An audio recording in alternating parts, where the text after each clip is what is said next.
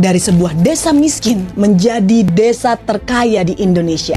Ialah Desa Ponggok di Klaten. Sosok dari kesuksesan Desa Ponggok adalah Pak Junaidi Mulyono, Kades Desa Ponggok. Jadi 2006 suasananya memang jauh berbeda dengan tadi tayangan yang kita lihat. Masih sepi. Nggak ada orang datang ke Ponggok. Sekarang ramai banget ya. Sekarang macet Sabtu Minggu.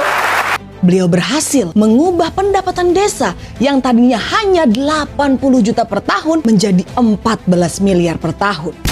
Apa yang dilakukan Pak Junaidi Mulyono yang bisa diterapkan di seluruh Indonesia? Untuk menggali potensi desa, Pak Junaidi Mulyono memanggil akademisi dan juga mahasiswa, bukan artis, bukan influencer, untuk melihat potensi apa yang sebenarnya Desa Ponggok punya yang bisa menjadi daya tarik untuk wisatawan.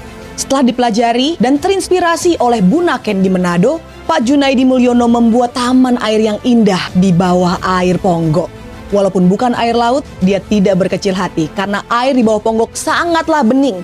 Ditaruhlah mobil, motor sebagai daya tarik. Dan ternyata berhasil karena strateginya tersebut, Desa Ponggok datangi 40.000 wisatawan per bulan. Yang akhirnya membawa perekonomian Desa Ponggok menjadi lebih baik. Karena gebrakan spektakulernya, restoran, hotel, penyewaan mobil, semuanya laku keras. Bukan cuma dari segi pariwisata, tapi Pak Junaidi Mulyono juga menggalakkan satu rumah satu empang untuk diisi ikan nila. Beliau mengubah sungai yang penuh sampah menjadi tambak ikan nila. Yang hasilnya bukan hanya untuk swasembada pangan warga desa, tetapi juga bisa dijual keluar desa. Sangat brilian. Dengan melihat kesuksesan Pak Junaidi Mulyono, Menteri Keuangan Sri Mulyani sampai datang ke Ponggok dan berselfie bersama.